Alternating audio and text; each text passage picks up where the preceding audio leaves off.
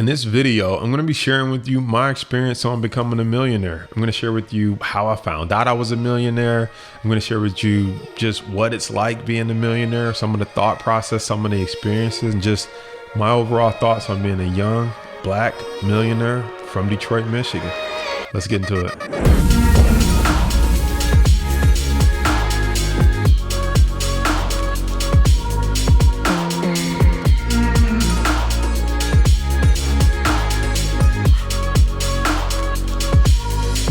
So I wanted to dive in and talk about, being a millionaire. And I purposely, if you listen to the audio, obviously you can't see me, but if you're watching on YouTube, I purposely wanted to shoot this video or record this podcast episode in just a hoodie and my jogging outfit, just sitting at home. And the reason being is because, some kids someday, or, just a person like me, maybe on the other end of this screen or on the other end of this audio listening, but more importantly, if you're watching, you may be thinking like you have this perception of what a millionaire is. And I know I had this perception, especially, a millionaire from investing or from business. You have this perception of like a person with a suit, probably carrying a briefcase. And again, at least that was my perception: suits, briefcase, nice watch, button down shirt. And so I had this perception of who I thought a millionaire was. And that's not always the case. I want to let you know that you can be a jogging suit, hoodie type person and still become a millionaire. So I purposely wanted to just record this in my comfy clothes, sitting at home, because this is typically how I work pretty much most of the days. And so I was thinking about becoming a millionaire, and I see so many people talk about being a millionaire and this and that. And I thought, most of these people don't look like me. When I say don't look like me, just to be transparent, most of the millionaires that I'm familiar with are Caucasian, or they're Asian, or they're some ethnicity that's not African American, especially in the space that I'm in, which is, invest in the stock market or in the financial education space as well from a business standpoint. And so I wanted to just talk about my personal experience becoming a millionaire, how it felt hitting it and why I wanted to become one, etc. So let's talk about it. I have a couple notes up here that I may take a look at just to remind me of some of the points I wanted to hit. But one of the things that really fired me up about wanting to become a millionaire, I remember this quote from Jim Rohn, and he said, "Become a millionaire not for the money, but become a millionaire because of what it'll make of you to get there." And I remember hearing that quote, and that really became my driving force to become a millionaire. Now, I'm not going to say I didn't want to buy some stuff and some other things, which we'll talk about in a second, but I really wanted to become a millionaire because when I heard that quote, it really made me peel back the layers of my life and say, who do you have to become, Jason? Like, who do you need to rise up to? What level of yourself do you need to improve? How much value do you need to bring to the world? What do you have to perfect, work on, master in order to generate $1 million? Because short of winning the lottery or somebody passing away and you just inheriting $1 million, like, you have to build something, you have to deliver, you have to master something personally or professionally to unleash and unlock that type of money into the universe. And so I saw it as a personal challenge and said, what type of person do you have to be? And can I rise to the occasion to become that type of person to unlock $1 million? Now, on the way, some of the things that I've learned that I've had to master in unlocking that $1 million is you have to become a person of integrity, meaning you have to be a person of honor, truth, your word, deliver. You have to be a person of value, meaning you have to give more than you take. Some people say, I want to become a millionaire. I want to start a business. I want to invest. And you say, why? And they say, so that other people can work for me, or so that I can sleep in all day, or so, they have all of these like crazy thoughts of why they want to become a millionaire.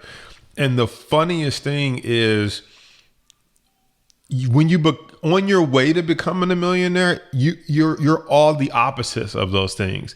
Like, I work for my team, right? You work for the people. I work for my customers. I work for our members. I don't come in to work or come to our university, even though I own it, and with the attitude that these people work for me, these people serve me. It's like, no, I'm only here because of these people. I'm only here because of my team. I'm only here because of our members. I'm only here because of the people who created the companies that will allow me to invest in them. I don't come in with a sense of entitlement that everyone works for me and it's my money and these companies I'm investing in better serve me, the investor. It's a totally different attitude. I also don't sleep in as late as people think like you're going to be able to do once you become a millionaire. Like, I don't just... honestly, I'm up most nights because I'm thinking about new ideas, new ways to help people, new ways to, new stocks I want to look at. I can't wait for the market to open. So you're typically up late or you're waking up super early because you're ready to get going for the day. You're excited, which is the opposite of what you think when you don't have $1 million or you haven't made $1 million. You kind of think, oh, people are going to work for me. I'm going to sleep in all day and I'm going to get to do whatever I want. That's the other thing. You find out you don't necessarily fully get to do whatever you want, because typically if you've unmasked millions of dollars or $1 million, you have somebody that you're accountable to, that you have to deliver a product, a service to. If it's the stock market, you have some research or some things you have to do, even if it's just to be accountable for yourself and to your portfolio. There's maintenance, there's making sure the trade's still going right. And so there isn't this just full all out, I just do whatever I want to do every day. You actually have responsibilities and you're a more responsible person. And so it's a little bit different when you are on your journey there versus when you get there. Another thing I wanted to talk about was becoming a millionaire is I got tired of seeing everybody else do it. Like, I got tired of seeing other people's YouTube videos about I'm a millionaire. And I don't know if these people are millionaires or not. I don't know. But, if they are who they say they are, I just got tired of seeing other people do it. I got tired of seeing younger people do it. I got tired of seeing older people do it. I got tired of seeing people in my industry claim they did it. I got tired of just seeing other people, and it's no shade or no disrespect to them, but like, there comes a point in your life where you just get fired up and you just get tired of seeing other people doing it. You know, Eric Thomas has a motivational speech where he talk about, like, I got tired of seeing people drive the car my wife was supposed to drive. I got tired of seeing people live in the houses I was supposed to live in. I got tired of losing. I got tired of not finishing school, tired of not being able to pay the mortgage, tired of not being able to go out to the restaurant I went out to, or we would go grocery shopping and I had a budget. I got tired of not being able to juice. I couldn't juice. I didn't have the money to juice. You should check out that video or that motivational speech by him. Maybe we'll put it in the resource section or in the comments below. But when I heard him talk about that, it really resonated with me, because that's how I felt. Not any malice towards the people who were doing it. It was more like, I got tired of seeing other people who looked just like me or didn't look like me say, I'm a millionaire, I did it. And I'm just like, man, what's wrong with me? How come I haven't figured it out yet? And I knew I would figure it out, right? I knew I would crack the code, because I wasn't going to stop until I cracked the code. You know what I'm saying? I know somebody listening or watching this is feeling me. It was like, I have to figure this out and I will not stop until I do. And so I just got tired, and I was like, I want to tell my story. I want to know what it feels like to unmask $1 million and be worth $1 million, right? Which are, you know, two different things. Making $1 million, being a net worth millionaire, et cetera, are two different things, which in fact will lead me to a little bit of my story. When I became a millionaire, I actually didn't know that I was a millionaire. Now, I used to hear people say that, and I was like, how did you not know you were a millionaire? Like, are you just saying that to brag or be funny? But I truly didn't know that I was a millionaire, and I understand what they mean now, because depending on how you hit your million, it's not like you just wake up one day and like, oh, I'm a millionaire, right? It was like, well, I had a 6-figure job. Before I left my 6-figure job, my business was doing about $500,000 before I left my job, not including my investments, right? So I'm investing heavily. I built a business on the side that's doing $500,000 a year. And then I also, at the time, had a 6-figure salary. So, I mean, when you put kind of all that together, I mean, we were doing some pretty decent numbers, but it still wasn't like 1 million dropped in my plate.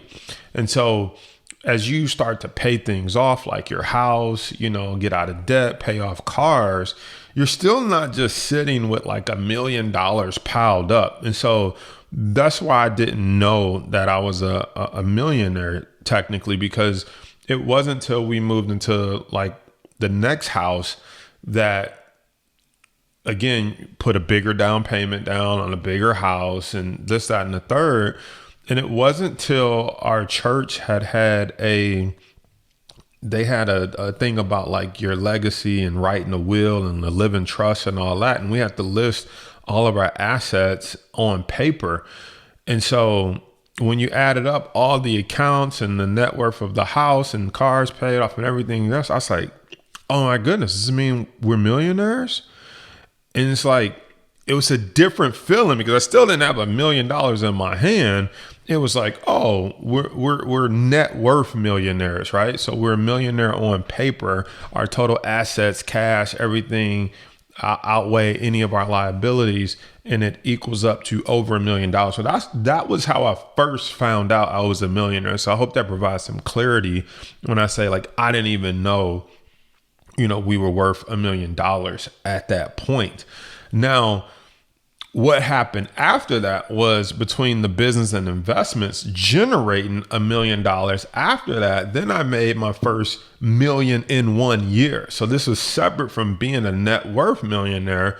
Then I made $1 million in 1 year. Now that was more about, again, who do I have to become to unleash that type of money? Because becoming a net worth millionaire, was like, oh, I didn't even know I was a millionaire. So when you hit it, it wasn't like something changed overnight and you're like, oh, I'm just rich. It's like, well, no, we just don't owe anybody anything and we're doing okay in life, right?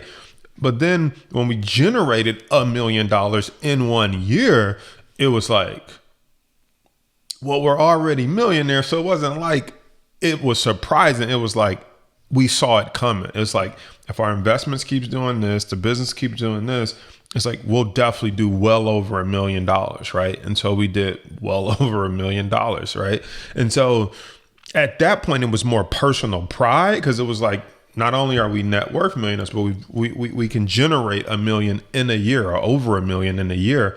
And so that just was more like, I felt like no one could ever take that away from me. When people say I'm a self-made millionaire, I bootstrapped, I did it on my own.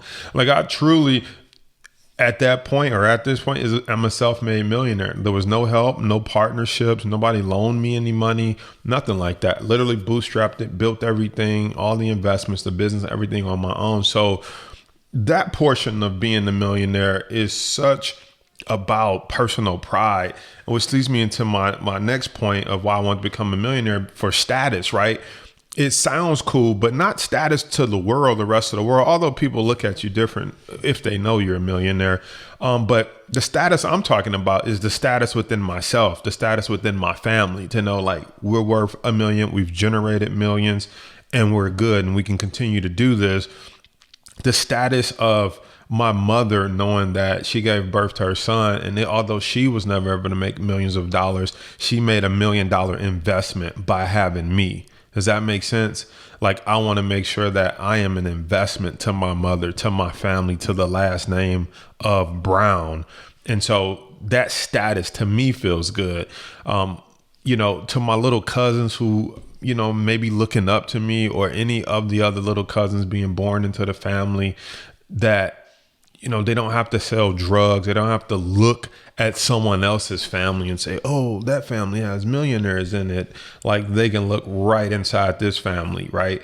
And so that leads me to my next point of why I wanted to become a millionaire and why it was so important is because not having really any millionaire mentors in my life, I wanted to be able to have the blueprint to pass on to people in my family and outside of my family, right? And so like if anyone in my family or any kid that says, I want better for myself, I want to, become a millionaire someday, but I'm not good at basketball, football, baseball, soccer. I don't want to be an engineer or a lawyer. I want to literally be able to say, I can give you the blueprint. I can show you how I did it. I can show you how I did it from either investments or from building a business, right? And so it's just so powerful to be able to have a documented process, and you can pass it off to somebody and say, this is how you can replicate it or duplicate it. Here's the lessons I learned along the way. Here's the failures. Here's some of the struggles. Here's what I really found out about on this journey to become a millionaire. Like I shared with you earlier, you got to wake up early, stay up late. You got to be passionate about what you're doing. You're going to run into some failures, but you have to learn from those failures and then turn around and do it again and try again, right? So there's so many things I learned, and I want to be able to pass that blueprint on to other people, like I said, whether it's inside my family or outside my family. The other thing about becoming a millionaire is the respect factor amongst my peers. So I was in a high level mastermind, and it's a $30,000 mastermind. And in the mastermind is multiple 6-figure earners and 7-figure earners. Well, I was part of the multiple 6-figure earning crowd, which allowed me to be in that mastermind, right? But there were people in there who were making 7 figures, and I don't know how to explain respect, but maybe it's just a man thing. Maybe it's just, growing up, black, being the youngest kid from Detroit. It's like we always wanted our respect being from Detroit. Other cities don't, always think negative of us. Isn't it crime there and different things like that? Being young, I wanted my respect. Being black, I wanted my respect. Being an entrepreneur and an investor, I wanted my respect. And so it was cool to be in there with multiple 6-figure people, but it was like the 7-figure business earners. It was just something about it that it was like, I gotta be able to say I'm 7 figures, It was just, I just wanted that respect. And it's like when the 7-figure business owners get together, it's not that the multiple 6-figure investors and business owners don't have anything to teach them, but it's almost like we've been where you're at, and it's like when you get up here, then, you can share some stuff with us. And so I just wanted that respect amongst my peers. That's just something that drives me more than cars, more than homes and all this other stuff. It's like I'm driven by respect. Like I want respect from myself. I want respect from my peers. I want to be respected in the stock trading industry, the business industry. And that just drives me. That drives me more than the money, because I realize the money, we can make it, we can lose it. But like respect, I know people who have a lot of money, but people don't respect them, or they don't respect how they made the money. Does that make sense? Like you could be dealing drugs and a millionaire, but it's like people don't respect how you made the money. Like I like that respect of like, my man did it ground up, 2 different industries. And I just really love that respect. And that's some of the things that really drives me. All right. And so the other reason I wanted to become a millionaire is I wanted to play the bank for myself. And if you don't know what that means, it simply means that I want to be able to fund my own deals. So I've watched different things happen in the business space where cash is king. So let me just give you an example for a second. I've seen real estate properties that maybe there's one family who got approved for a FHA or conventional mortgage, and then there's another family who can come in and buy that house cash. And so the person who has to get an FHA mortgage, or sometimes even a conventional, like they're at the mercy of the appraiser appraising the house to be that value so that the bank will loan that exact amount. If it's FHA, they might be at the mercy of the bank saying, or, the government, because the FHA is a government loan. They might be at the mercy of, them saying, like, put a handrail in on the house, or they have to fix that crack on the sidewalk before it can be sold. And like the homeowner might not even want to deal with all that, but the person who has cash It's like, I don't care what it appraises for. Like, I want this property, this real estate property, whether it's a house, rental property, whatever. It's like, I just want it. They don't have to get approval for anybody else. They don't have to fix anything. They don't have to hope an appraiser appraises it correctly. They're able to be the bank, and because they're their own bank, they call the shots with their money. They can make whatever decision that they want and then cut that check and say, I just need this piece of property, period. There's no negotiation with the bank or anything like that. And so that's how I look at like my business deals moving forward. It's like, I want to have enough money to fund my own deals, right? I don't want to have to get told no from a bank because whatever reason, credit score or something like that. I want to just be able to come with cash and say, forget all that, right? This is what I want. I'm cashing it out. I'm the bank. I don't have to send this up 3 different levels for approval. All I have to do is go look in the mirror. And so to me, I don't know, that just fires me up. So I wanted to play the bank on my own deals. And that was one of the reasons that really I'm like, I have to get to this level, and which also prepares me to is pushing me to become multi-millionaire, because it's like, I want to be able to fund my own deals or fund someone else's deals. And like, I'm the bank. I don't have to go any further than the mirror to make these decisions. All right. Now, the other reason I wanted to become a millionaire and on the road, and why it was so important, is because, all right, so you've been listening to part 1 of Becoming a Millionaire, my experience, my thoughts along the way. I'd love to hear from you in the comments. Leave me a comment below and let me know which thought process or what experience really resonated with you, and what are some of your thoughts as you journey towards becoming a millionaire yourself. Also, be sure to hit the like and subscribe button, and make sure you tune in to part 2, where we finish the conversation, where I share more of my thoughts about becoming a millionaire. I'll see you in the next video.